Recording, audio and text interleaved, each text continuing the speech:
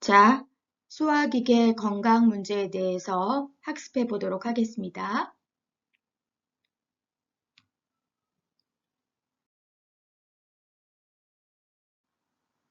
자, 위험의 정의, 분류, 원인에 대해서 학습하겠습니다. 위험의 정의는 위 점막에 염증이 있는 상태, 흔히 급성 위염과 만성 위염으로 구분됩니다. 분류는 발적성 위염, 출혈성 위염, 담즙 역류성 위염, 만성 표재성 위염, 위축성 위염, 비후성 위염 등으로 구분됩니다. 원인을 살펴보겠습니다. 급성 위염의 원인으로는 심한 스트레스, 알코올과 아스피린, 진통소염제 등의 약물을 사용한 경우, 헬리코박터균의 급성 감염, 세균 감염, 기생충 감염, 진균 감염, 세균에 오염된 음식과 식수 섭취, 담즙 역류 등에 의해서 발생됩니다. 만성 위염의 원인으로는 헬리코박터균의 감염에 의한 것이며 이외에 흡연, 아스피린, 진통소염제의 사용 등에 의해서도 발생됩니다.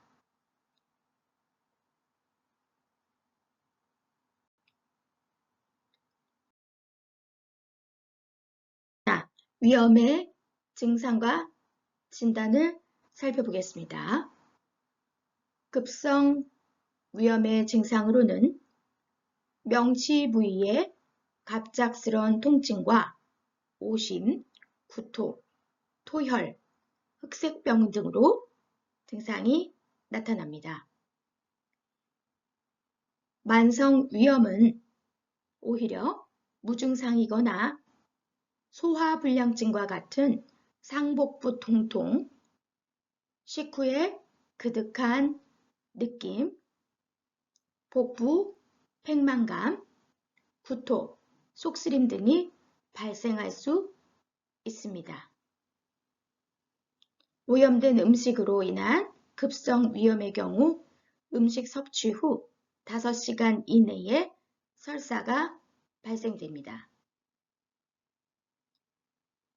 진단으로는 위내시경 검사를 통해 위염을 분류하고 헬리코박터균에 의한 감염을 검사하기 위해서 조직 검사를 시행하기도 합니다.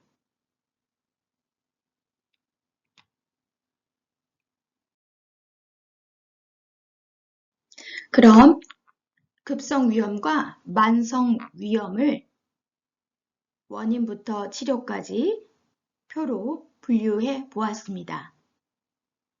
급성 위염의 원인으로는 헬리코박터균의 급성 감염, 아스피린 진통소염제를 복용한 경우, 알코올, 약물의 부작용, 심한 스트레스, 독성 물질 섭취, 세균에 오염된 음식과 식수를 섭취, 그리고 담즙이 역류한 경우입니다. 만성 위염의 원인으로는 헬리코박터균에 감염이 되고 또 흡연을 하고 아스피린이나 진통소염제를 복용한 경우입니다.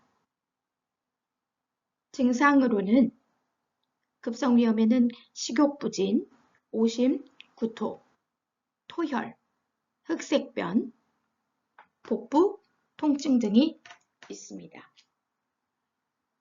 만성위염의 증상으로는 식후에 발생하는 모호한 불편감, 무증상이거나 또는 전신적 빈혈, 피로 등을 볼 수 있습니다. 진단으로는 위내시경, 복부 초음파 검사, 내시경, 초음파들을 통해서 진단할 수 있습니다. 위 내시경은 만성과 급성 위염에 진단하는데 사용되어지는 검사 방법이고요. 그래서 만성 위염에는 복부 초음파 검사, 내시경 초음파, 급성과 동일하고 추가된다면 이제 혈액 검사를 진행하게 됩니다.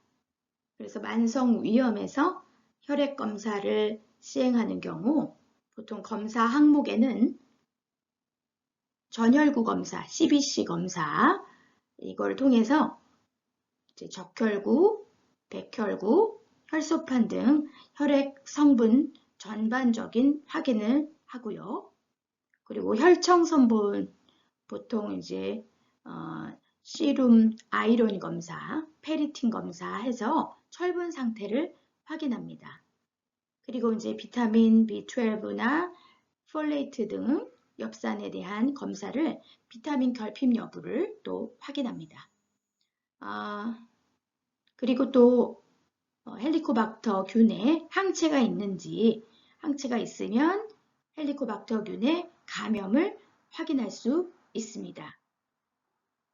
그리고 이제 염증이 있다 보니까 우리가 CRP, ESR 해서 염증 수치를 이제 전신적 정도를 확인합니다. 그리고 이제 자가면역 항체 검사까지 시행하는데요. 이거는 자가면역성 위염 감별을 위한 검사를 시행하기도 합니다.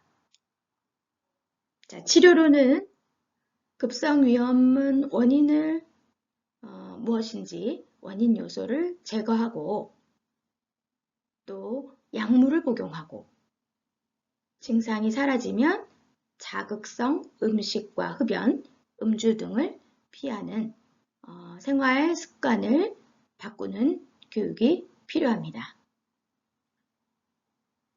그리고 만성 위염의 치료로는 헬리코박터균 감염을 치료합니다. 이때는 제산제, 항생제 등을 복용해서 치료를 시행합니다. 제산제, 점막보호제, 소화제 등을 복용하는 등으로 치료를 진행하게 되는 거고요. 또 일상생활에서의 습관을 개선하는 교육이 필요하고요. 그리고 만성적인 스트레스 관리 또한 치료로 들어가게 됩니다.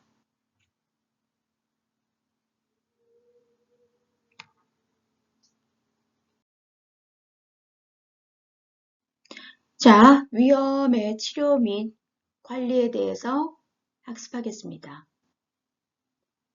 치료 목표는 원인 제거와 증상 완화에 두고 있습니다.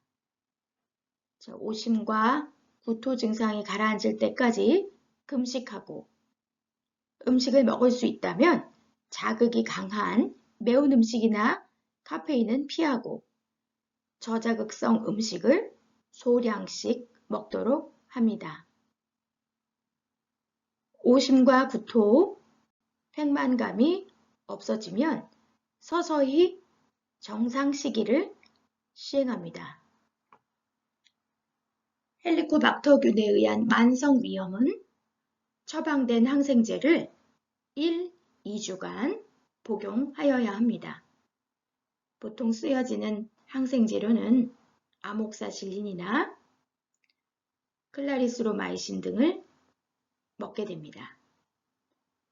그래서 항생제뿐만 아니라 위산 억제제인 오메프라졸이나 에소메프라졸 등을 함께 복용하여 치료합니다.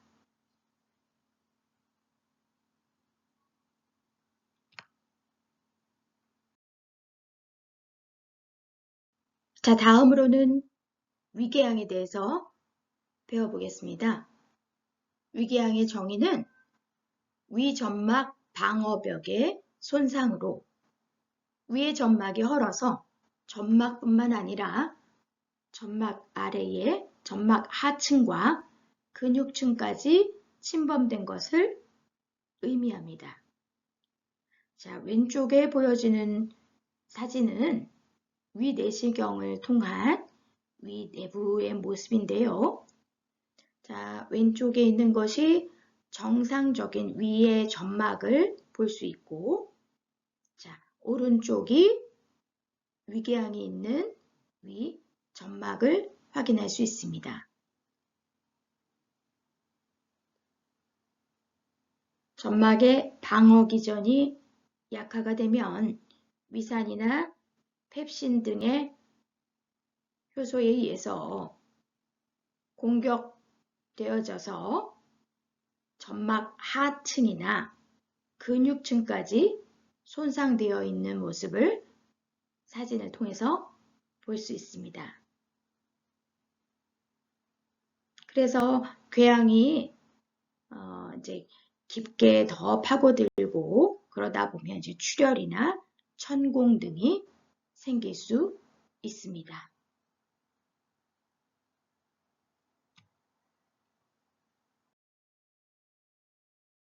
그럼 위궤양의 원인에 대해서 알아보겠습니다. 원인으로는 헬리코박터균 감염이 가장 흔한 원인입니다. 그리고 진통제를 복용하고 흡연, 스트레스 등으로 인해서 발생됩니다. 지속적인 스트레스에 노출된 경우 위 점막의 방어 체계의 약화 혹은 과다한 위산 분비로 위궤양이 발생되고 위산 분비가 증가하지 않아도 궤양이 발생될 수 있습니다. 해열 진통제와 진통제 등을 위점막의 재생과 기능을 조절하는 프로스타글란딘이라는 물질의 생성 과정을 차단시켜 점막 손상과 궤양을 유발시킵니다. 흡연은 위장 점막 세포의 재생 및 점막하 조직의 혈액순환 등의 장애를 가져와 위궤양을 일으킬 수 있습니다.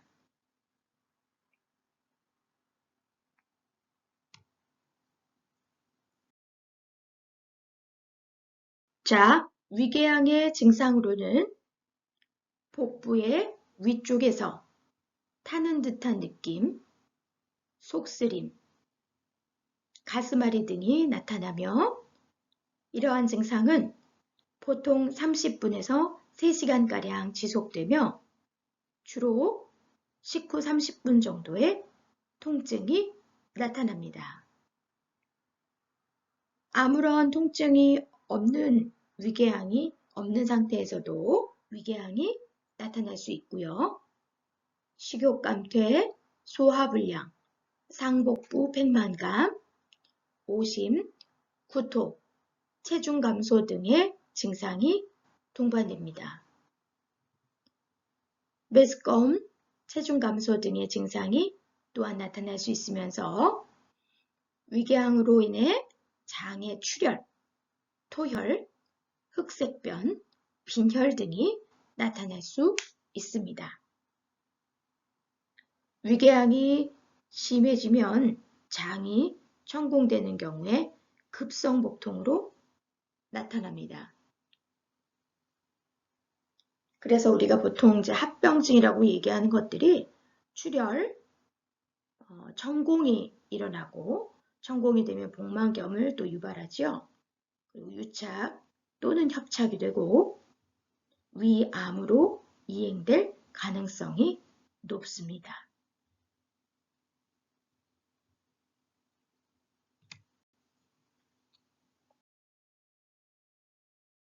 자, 위궤양의 진단은 위내시경 검사를 통해서 진단할 수 있는데요. 아까 사진을 통해서 궤양 여부를 확인하는 것을 보셨을 겁니다. 그리고 또 위내시경 검사를 시행하면서 조직 검사도 시행하는데 그때 위궤양의 원인인 헬리코박터균의 존재 유무를 확인하기 위해서 조직 검사를 시행하기도 합니다. 자, 아까 사진에 나와 있던 궤양에 있는 위점막 사진과 동일한 사진입니다. 왼쪽에 있는 모습이 내시경 검사를 하는 그림이고요. 오른쪽이 내시경을 통해서 들여다본 위점막을 사진을 통해서 볼 수 있습니다.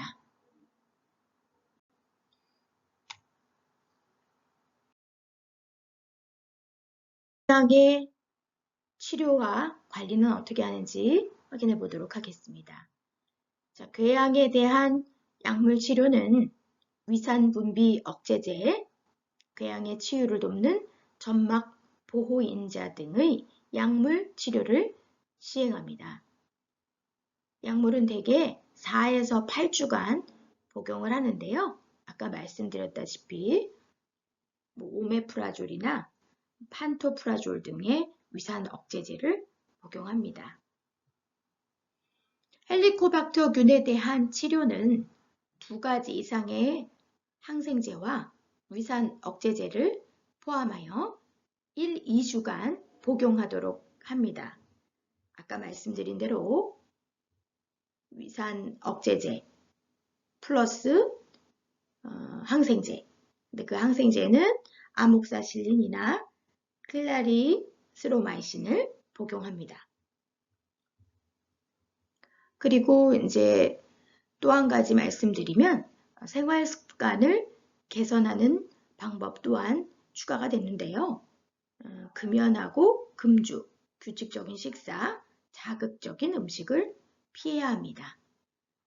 그리고 궤양의 합병증에 대한 또 치료에는 출혈, 위출구 폐색, 장천공 등의 합병증에 대해 내시경적 치료뿐만 아니라 수술적 치료를 시행하기도 합니다.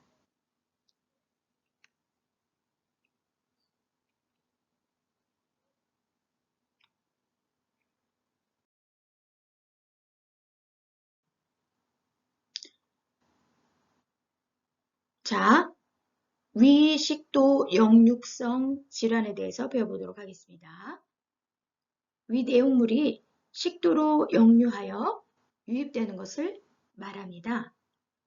위와 식도 사이에는 위의 내용물이 식도로 올라오는 것을 막아주는 하부식도 관략근이 존재하는데요.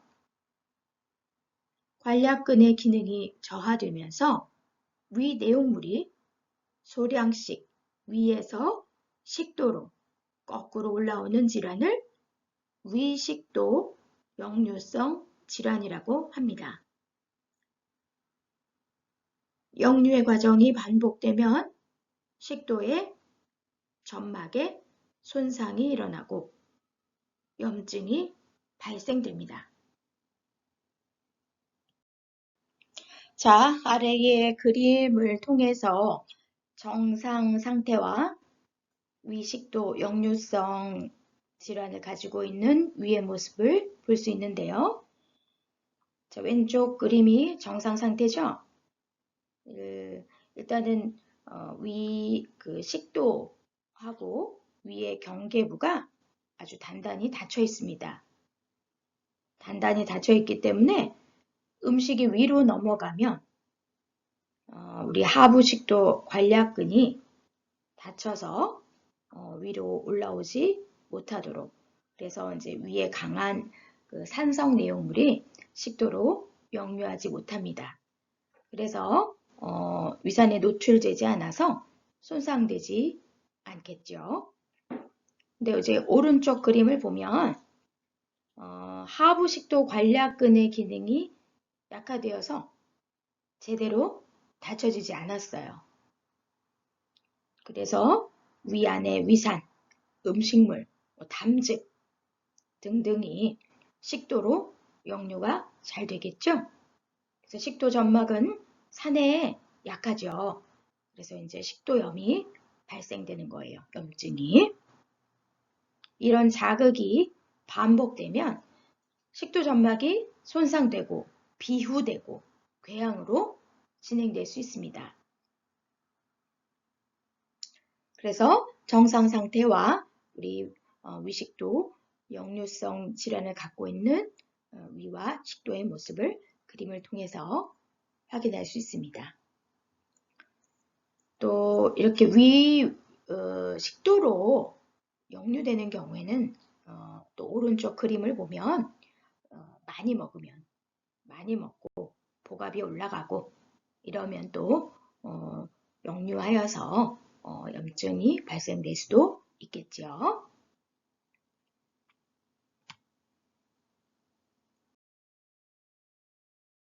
식도 역류성 질환의 원인에 대해서 알아보면 자, 위 내용물이 양적으로 증가한 경우가 있겠지요. 과식을 한다거나 유문부, 우리 지난 수업에서 봤듯이 위와 십이지장으로 연결되어 있는 부위에 유문부가 협착이 돼서 못 내려간다거나 위 내용물이 정체되거나 위액이 과다 분비된 경우 그리고 식사 후에 눕거나 구부리는 자세를 취하는 경우에 발생하고요. 또 위 내의 압력이 증가한 경우 이런 경우는 이제 비만, 임신, 복수 등으로 위 내부의 압력이 증가하는 경우를 말하고 또 복대를 착용하거나 잦은 기침으로 복압이 복부의 압력이 증가한 경우를 말합니다. 자, 세 번째로는 위와 식도 사이에 있는 하부 식도 관략근의 압력이 줄어드는 경우를 말하죠. 이제 기름진 음식, 음주, 흡연, 근육을 이완시키는 작용을 하는 약물 복용 등으로 하부 식도 관략근의 압력이 감소되어 역류가 발생되고 또 커피, 초콜릿, 바카, 오렌지 주스 등의 음식도 영향을 미칠 수 있다고 합니다.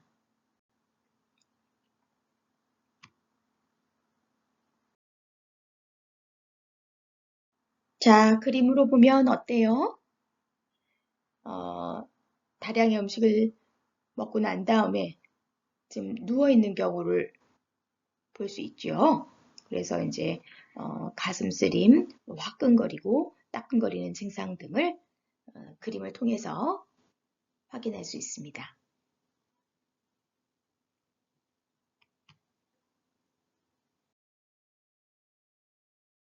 그래서 그 증상으로 전형적인 것은 이제 가슴 쓰림과 위산이 역류되는 거죠. 그래서 기타 증상은 메스꺼움, 음식물을 삼키기 어렵고 인후의 이물감, 기침, 쉰 목소리, 후두염 등의 증상이 동반되기도 합니다.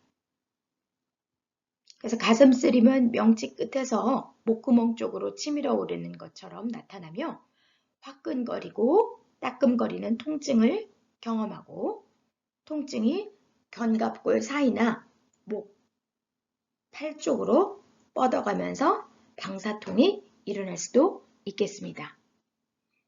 대개 다량의 음식을 먹은 뒤에 또는 누운 자세에서 쉽게 발생됩니다. 그래서 식사를 하시고 바로 눕는 습관들이 있다면 그거는 이제 고치셔야겠죠.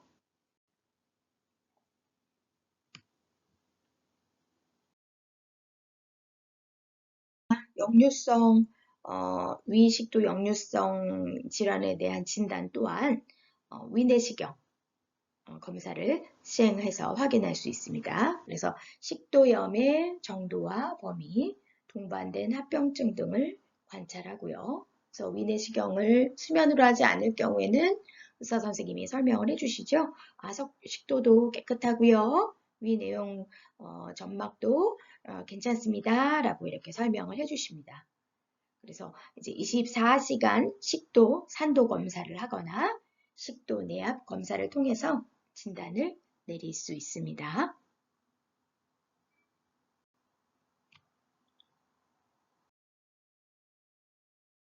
자, 위식도 역류성 질환의 치료 및 관리에 대해서 배워보는데요. 우선은 이제 식이요법이 중요하겠지요.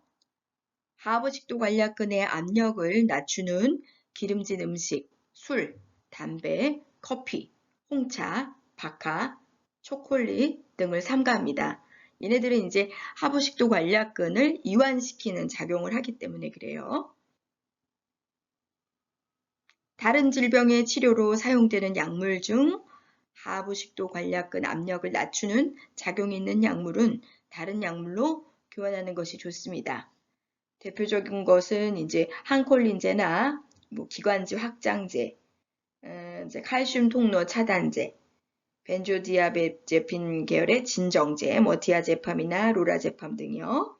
그리고 뭐 진정제, 마취제, 진통제 이런 것들을 사용하는 경우에는 이제 다른 약물로 교환하는 게 좋다 얘기할 수 있고요. 식도 점막을 직접 자극하는 음식인 신과일 주스, 토마토, 콜라나 사이다 등의 탄산음료도 삼가하는 것이 좋습니다. 자, 비만인 경우에는 체중을 감소하고요. 복부 압력을 증가시키는 것을 방지하는데 몸에 너무 낀 옷을 입지 말고 일상생활 중 몸을 숙이는 행동은 피하는 게 좋습니다. 약물요법으로는 생활습관 개선 이후에도 위식도 역류성 질환이 계속되는 경우 제산제나 위산분비 억제제, 그리고 이제 장운동 촉진제 등의 약물을 복용하고 약물 치료는 보통 수개월간 복용하여야 증상이 호전됩니다.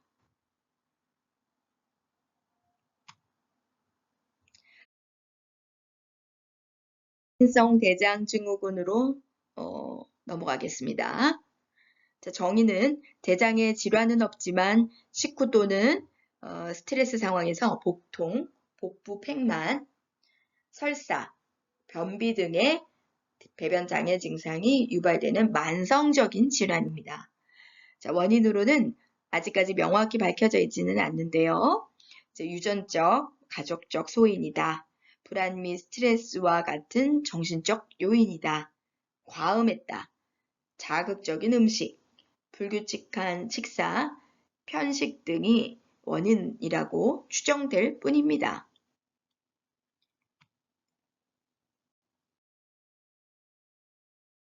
으로는 대장이 지나치게 움직여 설사가 유발되거나 또는 반대로 움직임을 급격히 멈춰 변비 증상이 나타나기도 합니다.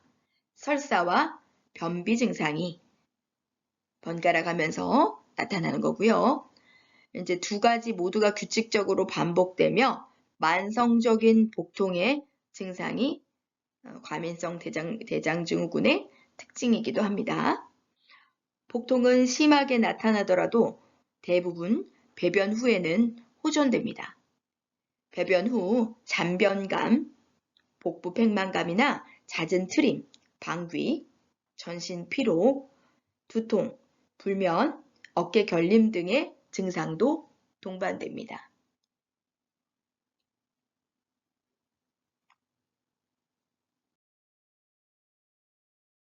자, 그림에서 보면 그 증상들을 그림을 통해서 확인할 수 있습니다. 그림을 참고하시면 됩니다.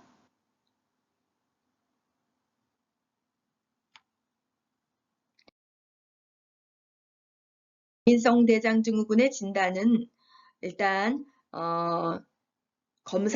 진단하는 검사나 조직학적 특징이 없으므로 다른 질환이 없는 것을 확인함으로써 진단할 수 있지요. 그래서 대변 검사, 대장 내시경, 혈액 검사 등 여러 가지 기본적인 검사를 통해서 원인이 되는 질환이 없다는 것을 확인한 후에 확인한 후에도 불쾌한 소화기 증상이 반복되어서 만성적으로 나타나거나 설사나 변비와 같은 배변 장애 및 배변 후 잔변감으로 인해 불편 증상을 보인다고 하면 과민성 대장증후군을 의심할 수 있겠습니다.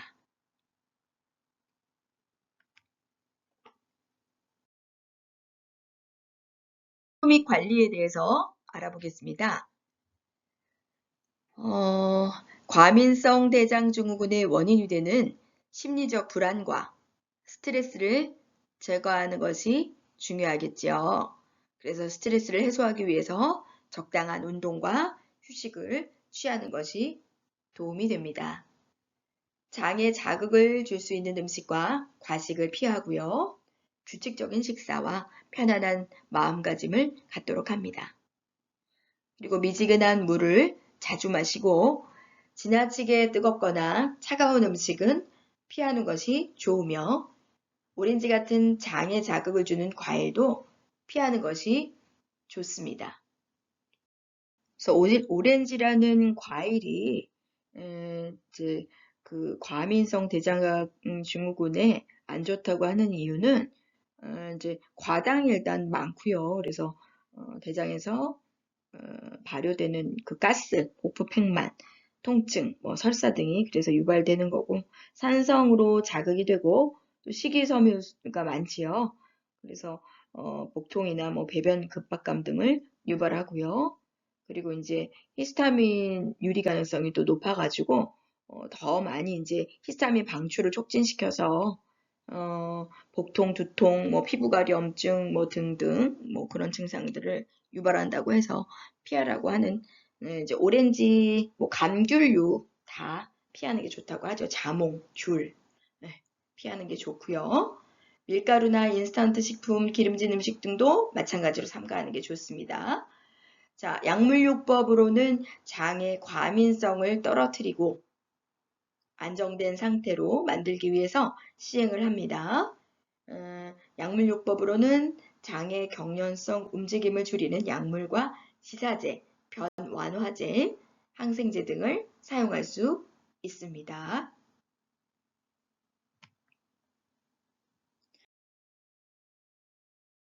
충수염으로 넘어갑니다. 자, 급성 충수염은 맹장염이라 불리지만 충수돌기의 염증으로 인해 발생하므로 급성 충수염이라 칭하는 것이 정확합니다. 급성 충수염은 아동기 복부 수술을 필요로 하는 가장 흔한 원인으로 10에서 12세 사이에 가장 발생 빈도가 높고요. 이 시기에 충수 내 임파 조직의 양이 최대치로 증가하여 임파 조직이 과다 형성되어 발생할 확률이 높아지기 때문입니다. 충수염은 진단받은 아동의 약 3분의 1이 진단 시에 이미 충수돌기 부분이 터져서 복막염으로 진행되는 경우가 많습니다.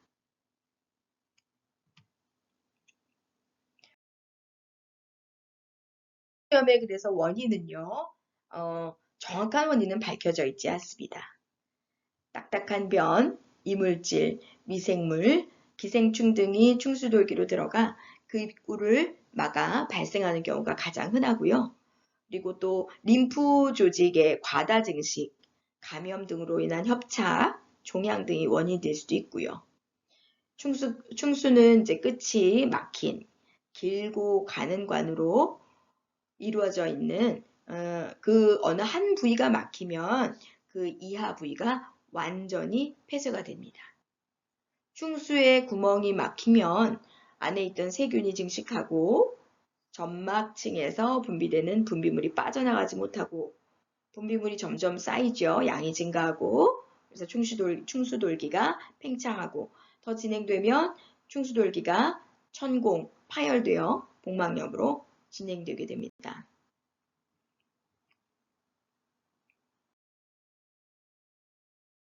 자, 급성 충수염의 원인이 되는 우리 이제 원인을 확인해 볼 텐데요.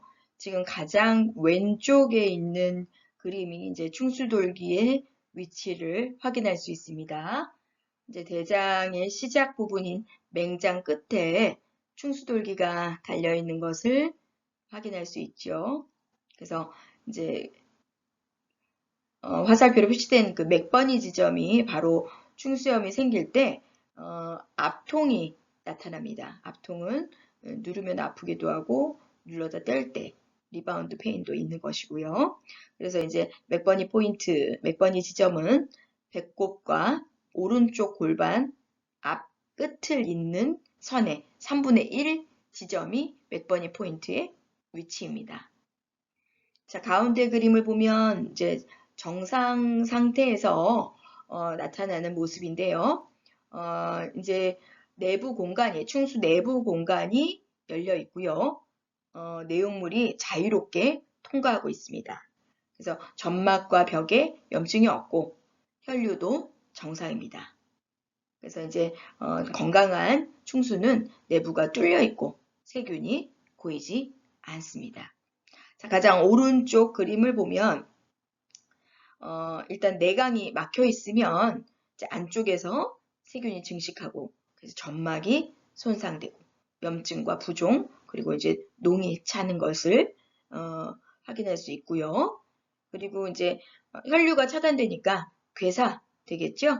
그러다 보면 이제 천공이 발생해서 그러니까 뚫리면 이제 복막염으로 이어질 수 있고요.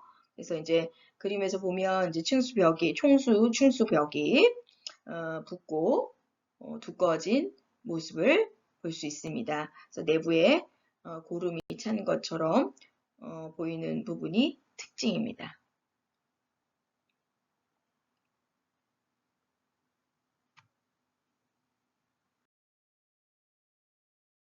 그래서 증상은 예리한 복통이 일어나겠죠. 맨 처음 배꼽 주위나 명치 부위에 모호한 통증이 시작해서 복부 전체로 다시 충수가 위치해 있는 우측 하복부에 국한됩니다. 통증이 가장 강한 부위는 충수돌기가 있는 우측 하복부의 맥버니 지점이며 지속적인 압통이 있습니다.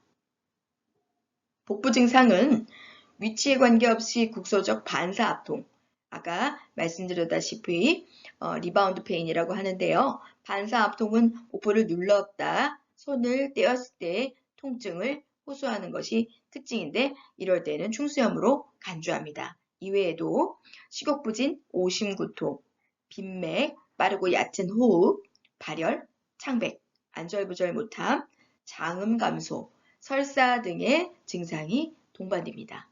급성충수염은 대부분 처음에 염증으로 시작해서 충수의 괴사, 천공, 충수 주변의 농양 형성이나 복막염으로 진행됩니다.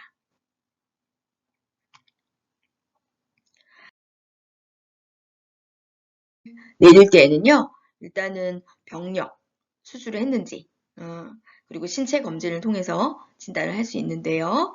자, 압통이 있는지, 우측 하복부를 눌렀을 때 통증을 느끼거나, 눌렀던 손을 뗄 때의 통증, 반사 압통을 호소하면 충수염을 의심할 수 있습니다. 자, 이렇게 이제 우리가 압통을 확인하거나 배를 진단할 때에는 무릎을 반드시 세워야겠죠?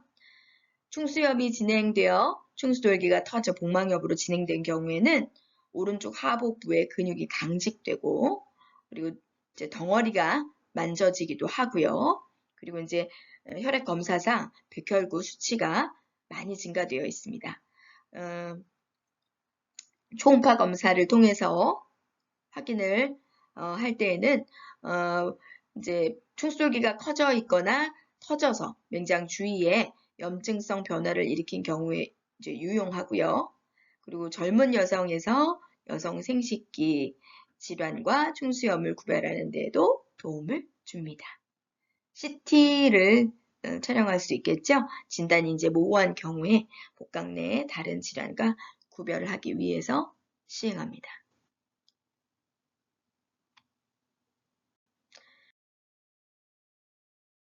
경과는요, 조기 진단과 조기 치료가 매우 중요하겠죠. 이제 발병 후에 48시간 이내에 치료를 해야 되는데요. 진단을 해야 바로 조기 치료가 가능하겠죠. 그래서 이제 수술을 할 수 없을 경우는 의사의 지시에 따라 국소, 냉찜질을 하고 강력한 항생제를 사용합니다. 그리고 이제 치료법으로는 수술로 충수돌기를 제거하는 것이고요. 그래서 조기에 수술을 하면 대부분 합병증 없이 회복이 됩니다. 그리고 충수염을 적절한 시기에 치료하지 않으면 염증이 진행되어서 충수가 터지고 복막염, 복막 내 농양, 장폐쇄 등과 같은 여러 가지 합병증을 유발하고 치료 시기를 놓치는 경우 수술이 어렵고 후유증이 남을 수 있으며 회복 과정이 길어질 수 있습니다.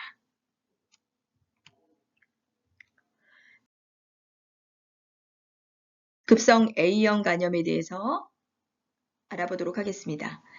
자, 간염 바이러스의 한 종류인 A형 간염 바이러스에 감염되어 발생하는 급성 간염입니다. 원인은 분변, 구강 감염이 주된 감염 경로이고요. 대변을 통해 배출된 A형 간염 바이러스는 실온에서 몇 개월 이상 생존이 가능하고요. 오염된 물과 음식을 통해 주로 전파가 됩니다. 그래서 일단 A형 간염 바이러스가 몸에 들어오면 평균 4주 정도의 잠복기를 거치고 이후에 증상이 나타나고 그 증상으로는 감기 몸살처럼 열이 있거나 식욕이 감소하고 구역질과 구토, 전신적인 쇠약감, 복통과 설사 증상이 나타납니다. 성인에서는 잠복기 이후에 황달이 발생할 수 있고요. 눈이 노래지고 소변이 색깔이 진해집니다.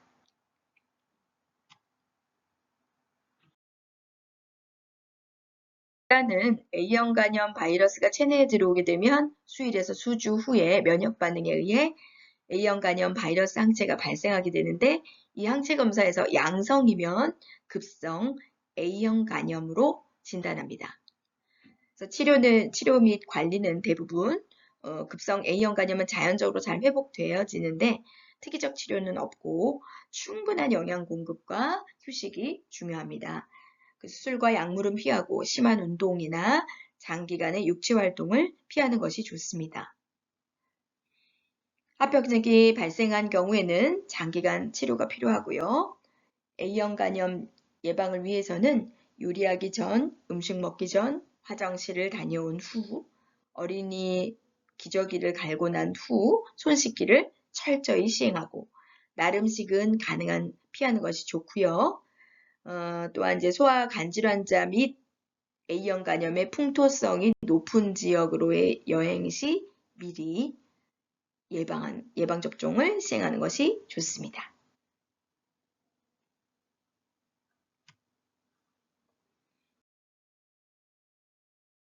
A형 간염의 예방법은 손 씻기를 철저히 하고 음식은 조리하여 먹고 날 음식은 피하기.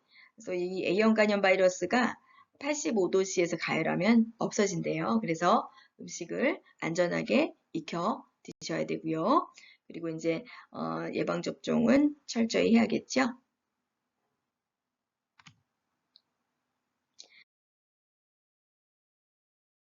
자, 이제 마지막으로 신경성 식욕 부진증, 거식증이라고 하죠. 아노렉시아 널보사라고 하는데요. 그 정의는 일단 마르기 위해 강박적으로 먹는 것을 제한하는 일종의 심리적, 정신적, 사회적 장애를 동반한 식이장애를 말합니다. 주로 이제 90% 이상은 젊은 여성에게 나타나고요. 남성에게도 나타날 수는 있습니다. 신경성 식욕 부진 환자들은 강한 식욕 또는 음식에 대한 갈망을 갖고 있지만 마른 체형을 유지하기 위해 적극적으로 식이 섭취를 억제합니다.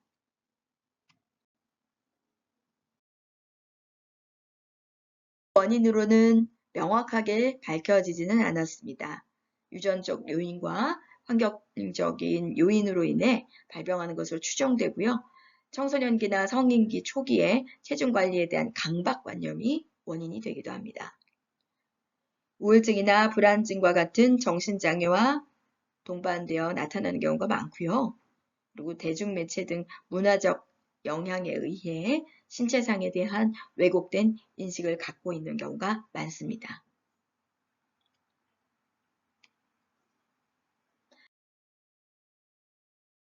이제 부적절한 식이 행동이겠죠.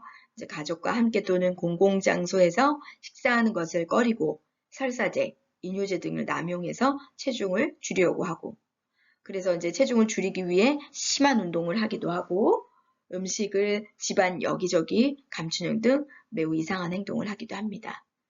과도한 체중 감소 및 영양 부족으로 피부가 건조하고 가늘어진 모발이 또 손발톱이 잘 부러지고요. 골다공증도 있겠고 빈혈, 탈수 증상이 있습니다. 추위를 타고 면역 기능 저하로 자주 질병에 걸리고요. 늘 배고픔을 느끼지만 먹어서는 안 된다는 강박감을 가지고 있어서 감정 상태가 안정되지 않고 집중력도 떨어집니다. 호르몬 수치 변화로 무월경이 올 수도 있고요. 심한 경우에는 전해질 불균형을 초래하고 심부전, 근무력증, 면역기능 저하로 죽음에 이를 수도 있습니다.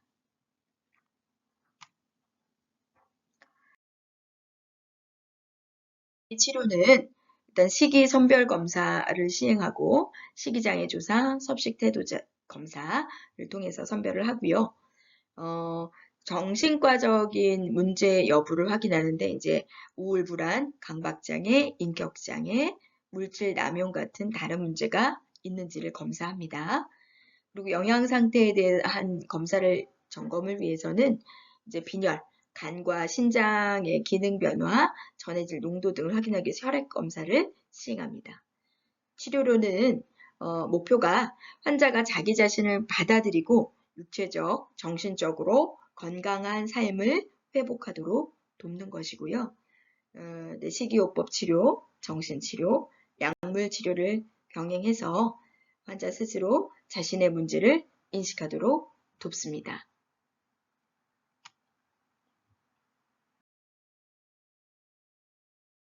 자, 수업 들으시느라 고생 많으셨어요.